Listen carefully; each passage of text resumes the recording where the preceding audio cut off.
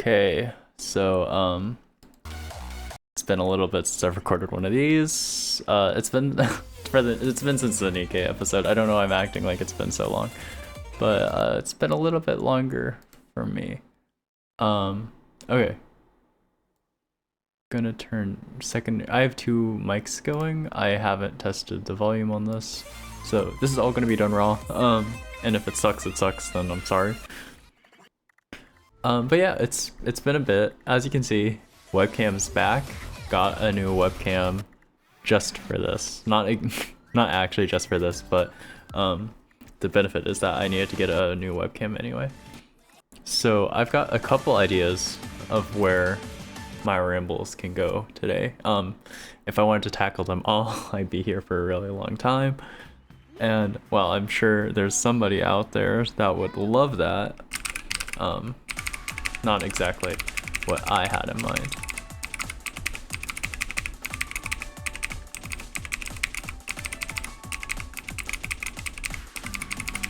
One of these is a bit like real from me, so I think I will hold the long spiel about this till a later episode, and at least till like I have a little bit more of what I want to say, and which means that you guys are either gonna get a continuation of the ever persistent AI rambles, or I will actually talk about just some fun like creative stuff. I'm keeping like a look here, and I like that you can like see like my fingers move without like the delay. Like I don't know how this is actually gonna look like on the upload, but from what I see at least it looks good. So I'm excited.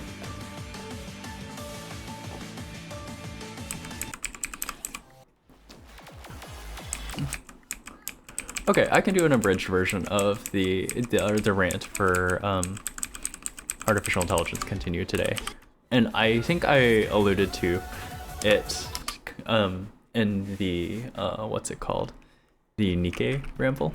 So yeah, another gacha game is creating a lot of discourse online for its use of artificial intelligence, specifically generative artificial intelligence, that being Neverness to Everness. While I don't personally think that like most people actually know where to draw the line on where artificial intelligence is used in a line and how it's used, I think the wide consensus and agreement should be that like most people don't want to see AI used for assets in a final product.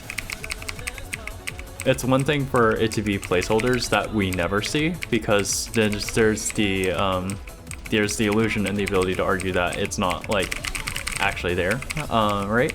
Perception's really important, and if you don't perceive it, it can't hurt you type thing, even though it's still there, it's still being used, right? And which is why this is a bit of a loaded conversation.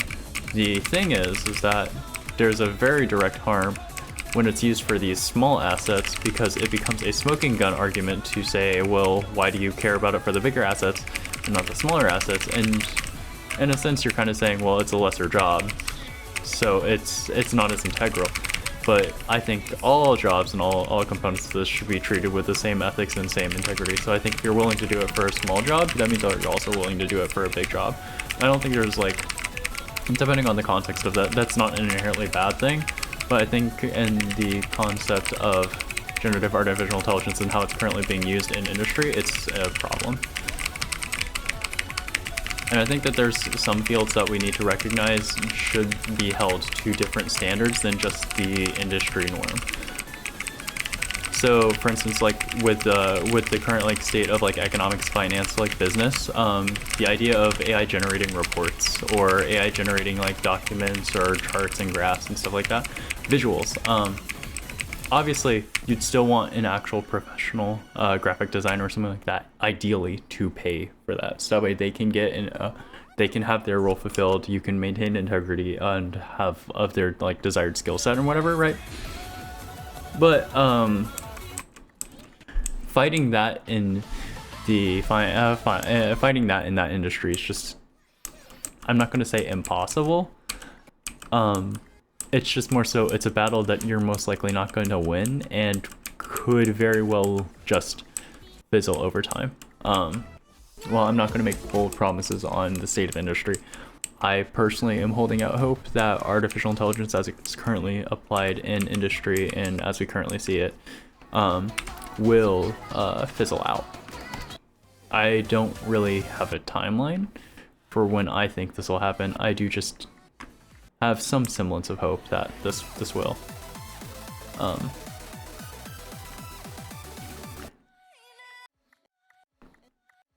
I don't remember if I got to play. I don't remember what songs I've played for Muse Dash. So if there's repeats, sorry.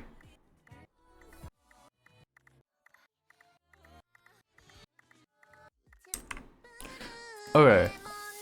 I think I rambled on too much of trying to set up the conversation that I'm just going to get into the conversation. Yeah, so the issue is that Neverness to Everness has generated art assets in a portion of the game.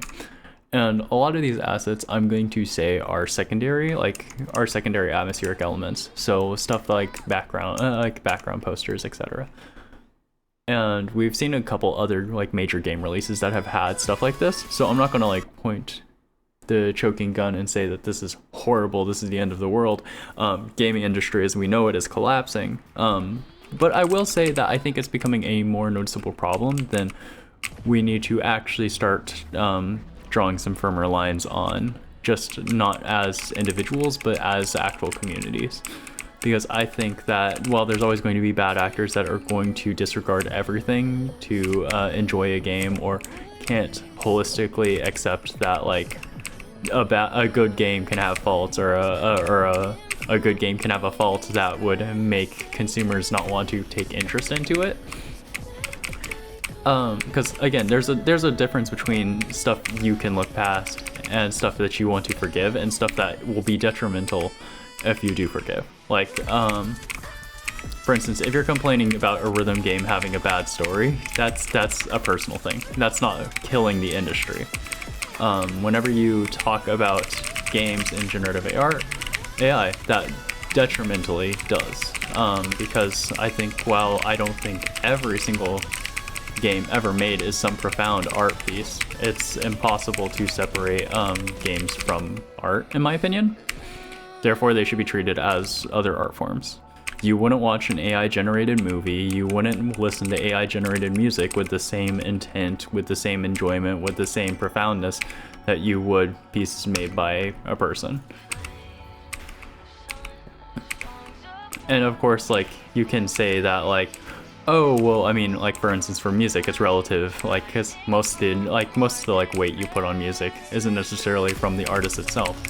It's from where you are when you listen to it, or how the music reaches you. And I would agree with that. However, it's just a matter of fact of the music reached you in some form because it was probably relatable to the artist in some way, or it was the artist's intent. I don't know why some of my button inputs are, I feel like they're not getting read properly. Maybe I just haven't played Muse Dash in a while.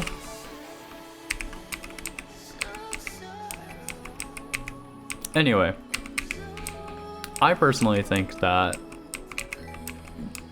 the examples I've seen of how Neverness to Everness generated its background images and what those images look like, to me, it speaks a lot on the blatant disregard. Because I think it's one thing to make an anime-styled game, but whenever there's blatant plagiarism of really popular and well-known works, it does not feel inspirative. So a good example is that a lot of people give Hoyo shit for how often they take inspiration from other works. And to be fair, their original tagline was literally Tech Otaku save the world. So their constant blatant references that they put in all their medias, that makes sense. It's part of their brand, and it's one of those things where you can tell that it's the people that are behind it either enjoyed or were inspired by it, and I think that's fine. However, there's not the same level of transformative brain power that goes on with an artificial intelligence like Agent. So you see stuff like that, and it is just blatant plagiarism. Now, if somebody wants to argue with me about it, whether it's actually plagiarism or not, because that's not technically what the AI is doing, I'm more than happy to have that conversation, because I'm a bit too informed on how this sausage works.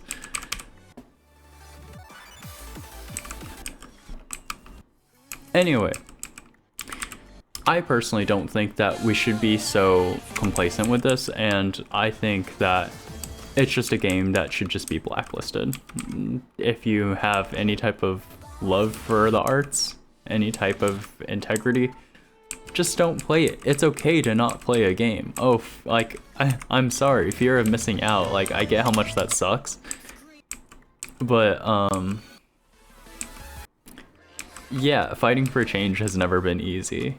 And in the nicest way possible, it should be relatively easy to just not play a game when there's so many other fully human-made titles out there. Especially in the indie scene, where you know for a fact the game purchase is going fully to a team that will respect that purchase.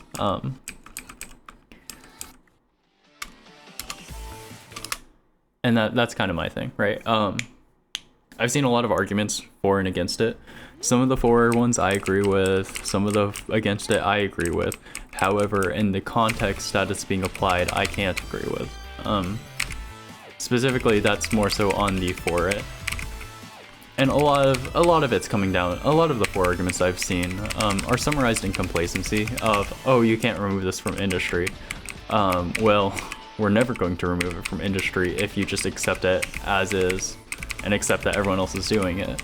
I mean, I don't want to use like bold terms, but there's ideologies that like directly profit off of your complacency. You don't make change in this world by being complacent. You don't lie like complacent and accept whatever's going to happen. And like, I don't know. To me, it's stupid. Especially because like, art's super important to me. I value it a lot, and I think that people's ability to make art and art pieces or expressions of the self are super integral to humanism. Whether like you're an artist or not, just simply indulging and acknowledging art, or even having an opinion on art. Maybe you hate art, like that too is an active expression of humanism, which I think is super important. However, whenever you advocate for a system that in a sense dehumanizes artistic expression, or focuses on the recreatable and reproducible output, then what the process to get to that output is, giving meaning to the final output, it's very, very disingenuous in my opinion. I could go on for a really long time about this, but like the short end of it is I don't think it really has a strong place in games in how I've seen it used.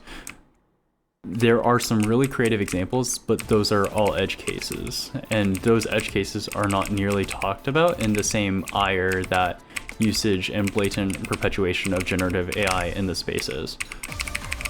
So an example of a usage of artificial intelligence I think is cool is actually one I did. So I used an artificial intelligence-based decision processing for an AI enemy to determine, based on how far you were away from it, whether it should chase after you or take cover. And the reason why this was specifically an AI model was because it's a probability theory-based network that's in a time-based system. Because it would weigh how long it's been since this decision, or how long you've been far away, how far away. There was multiple factors that would go into this calculation. I'm trying to simplify it as much like as possible as I can, so like you can understand like what the thinking is there, right? Because like let's say you've been like more than 100 meters away from it for like 2 minutes. That should have a different weight and decision making than if you're 15 meters away for it for 5 seconds. Right? Anyway, I think that's a cool usage of it. But there's a lot of, for every like one of those, there's 20 of oh, we had a placeholder texture that we just didn't remove, or I just couldn't afford the artist, so in order to put out an actual game, I I did this or stuff like that, right? Which just lame. It's lame. And I like that's like the nicest way to put it, right? Because that's not the words I want to use. I want to be harsher, but being fully adversarial doesn't always lead to people understanding the point, which is fine.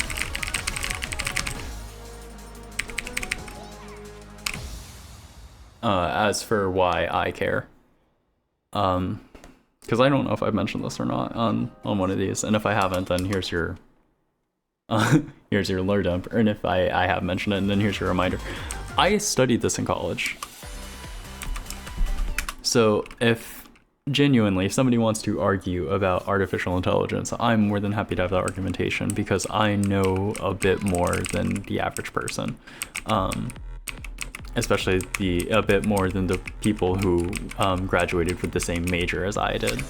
So I'm relatively, like, I wouldn't say I'm confident in what I know, but I have a reason to believe I know enough to hold discussion.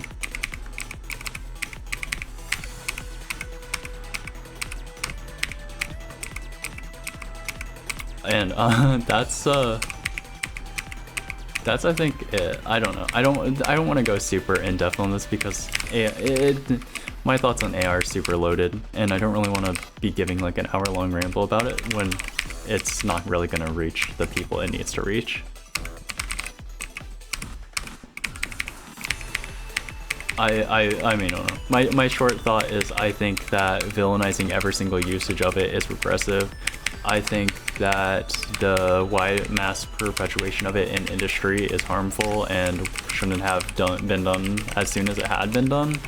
I think that there's a lot of revisionary tactics that are being used to reclassify artificial intelligence rather than accept what versions of artificial intelligence were already instated and worked perfectly fine in our systems. Because for those people that didn't know, we've essentially been using artificial intelligence in industry since the late 80s, give or take. So while like this seems like an entirely new issue, in a lot of ways it is. The generative issue is very new. Some of the other issues we're facing with AI aren't exactly that new. They're just restructured in a different problem. And a lot of it can be actually rooted down to the systems in place that led to it getting pushed into industry before, in my opinion, it should have been.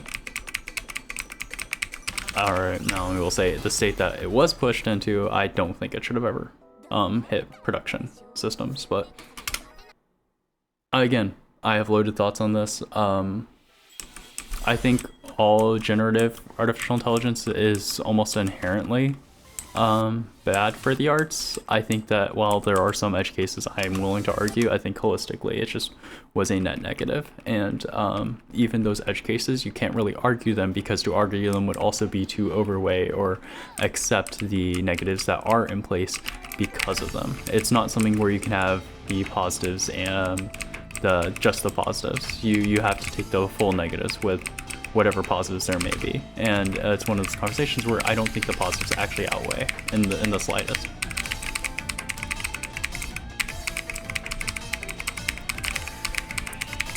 But like, not all AI is bad, and not all AI is generative. So, for instance, there's a lot of utilities with AI in cancer detection, which I think is extremely cool. I wouldn't say it's in a perfect state, but saying it's in a useless state is just a flat out lie. And there's genuine cases where this has been used to help people. And I'm sure it's also led to early like diagnoses that would have actually caused a differential outcome if they had to wait till later to start treatment. So that's as much as I can say on that.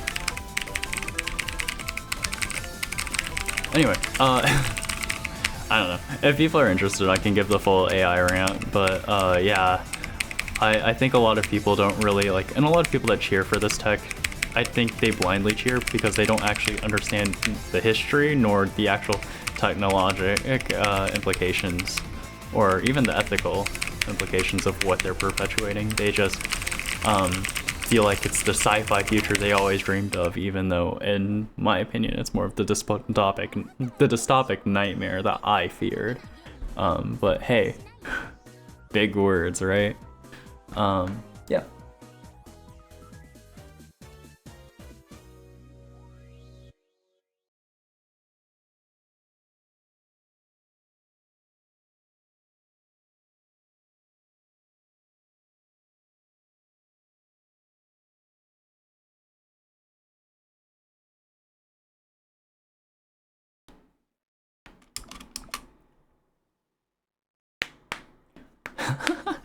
Yeah.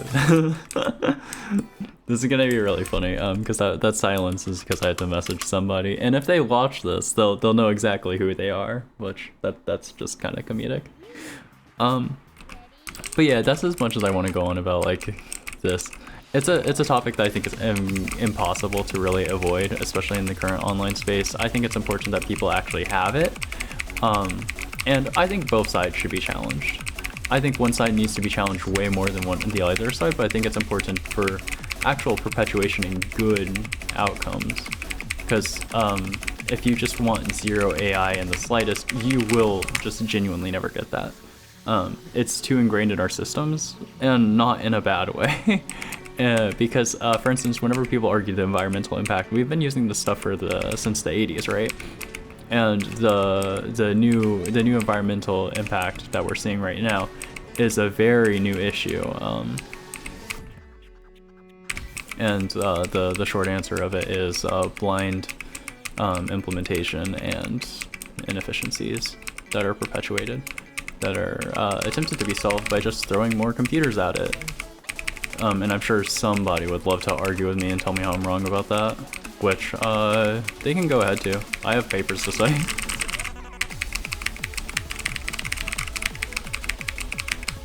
But in the same way, everyone that argues that AI can only do good, it's a probabilistic system, and it really only does what you tell it to, fundamentally. So.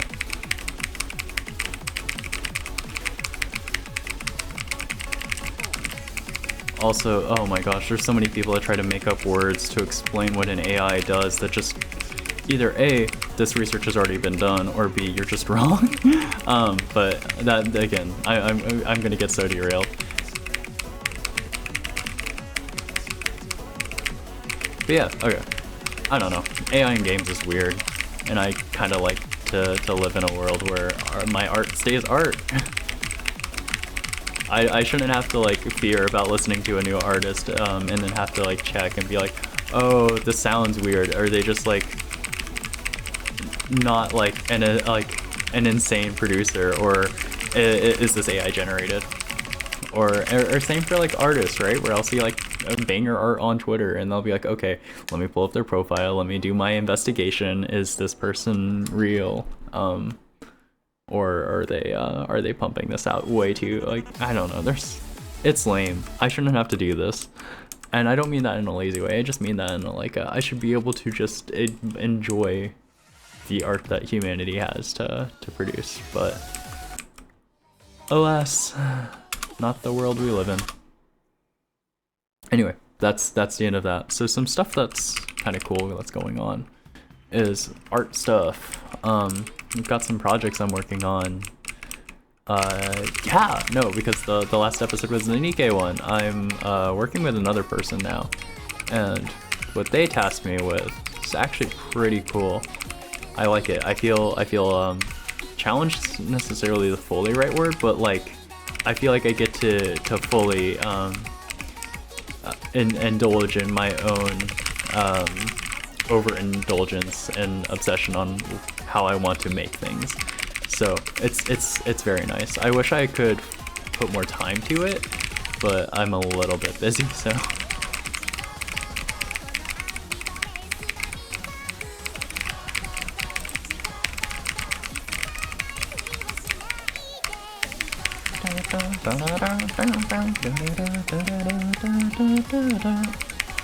Anyway, yeah, so really fun project. I have a couple other things I have to work on for some other people, but though I hate to like throw shade on their names. But yeah, I'm definitely not as invested in their stuff. And it's no slight to them. It's just that they have given me so much less room to fully do whatever I want to, and that's fine because they're the ones requesting what they want done. It's just I love whenever I have somebody I work with that like I wouldn't say fully gets how my brain works because I doubt they even understand me in the slightest, right? But the chemistry is there to like let some magic happen, and I'm gonna make that magic happen.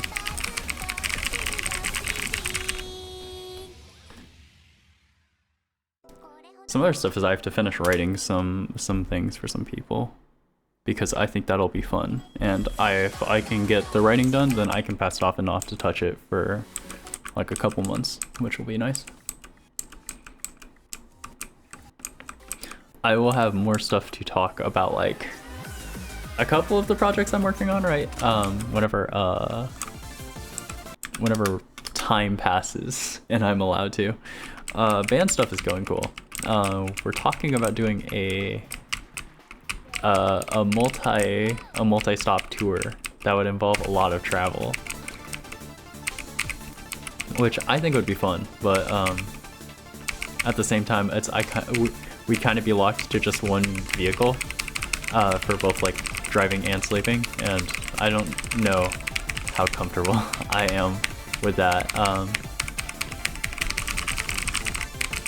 Not in the sense I wouldn't do it, just in the just stuff that's going on in my life right now.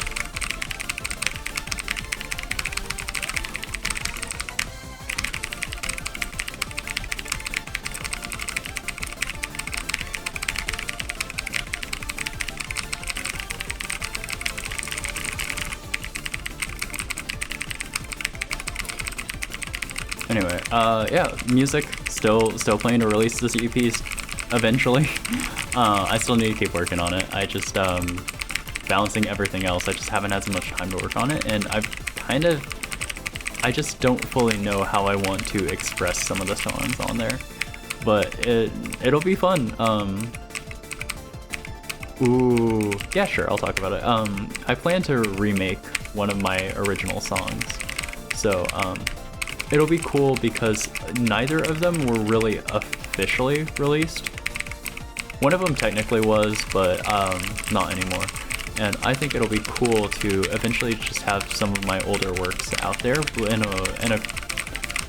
in a quality that I can be okay with my name being attached to. Because I'm in a place in production where I can actually make stuff that just genuinely is fine. Like, so that'll be really exciting. And I'm looking forward to that. I think it'll be cool if anybody who listens to it recognizes any of the music there, but I doubt it. A lot of the people that heard some of this original stuff, either I'm just not in contact to anymore, or they're in a different place now, which is fine.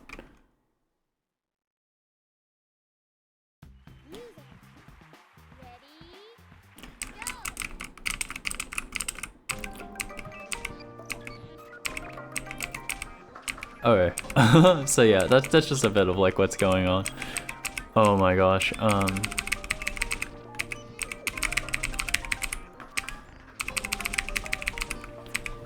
every now and then I get a really vindicative spirit, like vindicative spirit. Like it's like whenever you listen to something and it's like you can or you did do it better. I don't really know how to explain it, and I don't really know how to explain what's bringing it on, but every now and then I get that, and it's funny because that actually led to this really quick turnaround thing I had to do.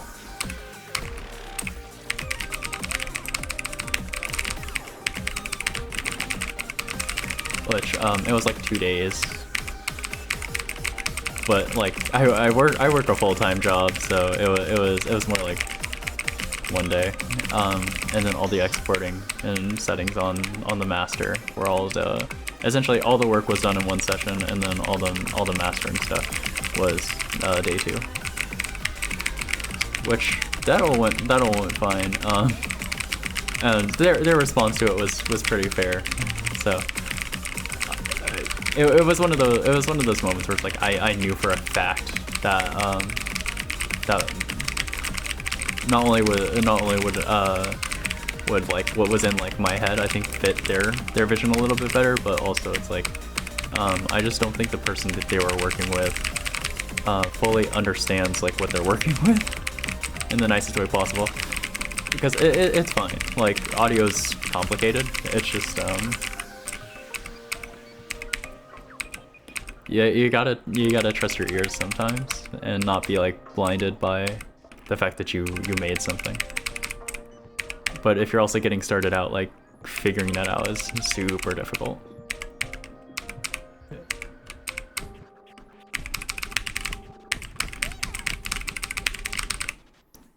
But yeah, life's cool. I'm doing my best. Oh my gosh.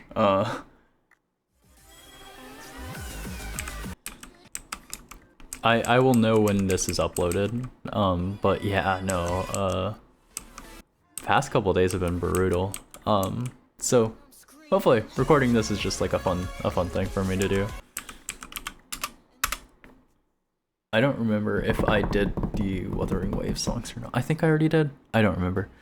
Either way, very, very cool stuff. Oh, yes. 3.3 happened. I think I talked about this during the Nikkei video, but I don't remember. Yeah, I do just kind of have a soft spot for like doomed timelines type stories, or parallel universes, or just alternate like cyclic stories. I have a really big thing for cyclic stories, and I can't really explain that without getting personal. So well, I don't think 3.3 was the most insane literary work I've ever read or experienced. I do think it was decent. I think there was stuff there to like.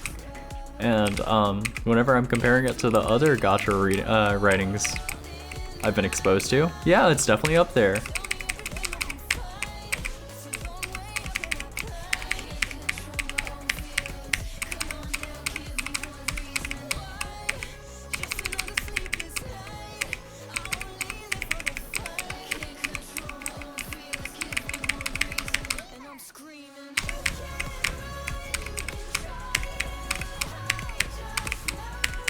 Really random plug, but it's currently airing. If you're into anime at all, I would highly recommend watching Witch Hat Atelier. Ooh, what a show. I'm loving it. There's somebody I'm watching it with, and she and I both just absolutely like pop off. We look forward to it every single time. It's great. Really recommend it. I like it's no, actually I can't really get into it because like I think you should experience it like blind, as like at least as blind as you can, but really good show. Genuinely, it's been a long time since I've fallen in love with a show in fantasy like that in a really long time. So definitely high praise from me.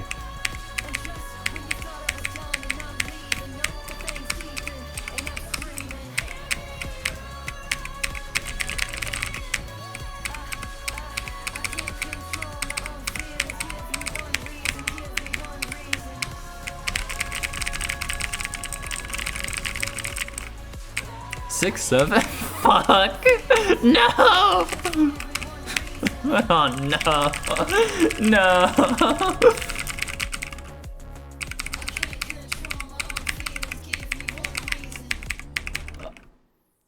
Unfortunate. Fuck my life. God damn it. Oh my god. Oh no. Yeah,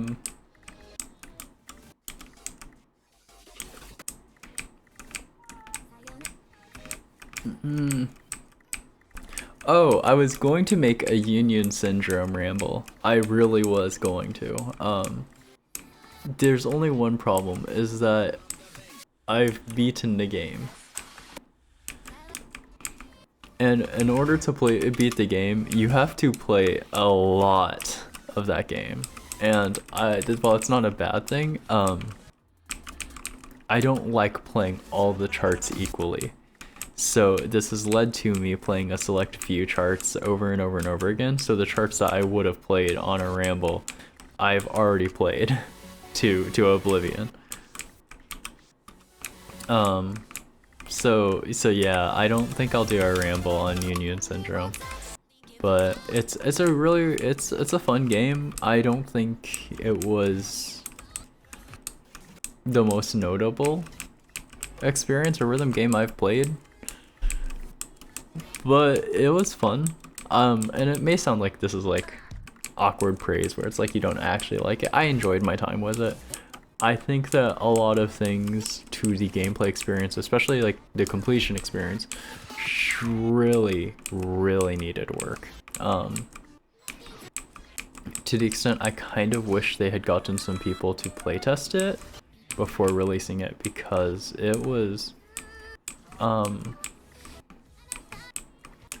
rough kind of undersells it. It genuinely was not fun to do that grind in the slightest. It's very similar complaints I had to the Dave the Diver collab in Muse Dash, where it's basically you play the same chart over and over and over and over and over and over and over and over and over again for the random chance that you get the fish that you're looking for. And if you don't get that fish that you're looking for, then you do it again and again and again and again and again. Really similar problem. Except there is discernible meter that you're getting each time. It's just argumentatively isn't enough to keep you going, and for me it really wasn't.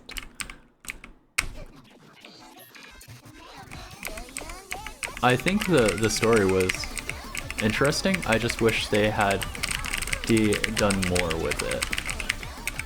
It also doesn't really help that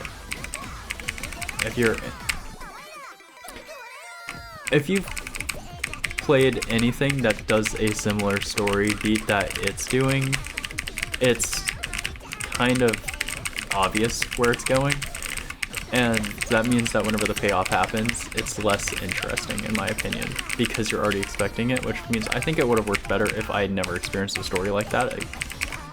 But either way, it's still, I think that I've even played games that do this, which I've expected it and it still hit, so I think that maybe it's just like work harder, I guess, like, and not in like a mean way, and the idea is there, it's just, I wish it had hit harder. And I think on some level, I think you expect a bigger payoff for the grind that you have to do. I think if the game had been shorter, I don't think I'd feel as harshly about it. But yeah, it was fun, and I think it was a cute little experience.